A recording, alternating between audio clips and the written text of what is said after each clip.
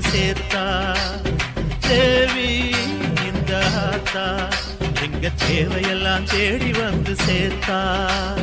தாய்மையிலே பார்த்தா நோய்களிலே காத்தா பூவெடுத்து போட்டா பொன்னளப்பா ஆத்தா பொன்னளப்பா ஆத்தா பொன்ன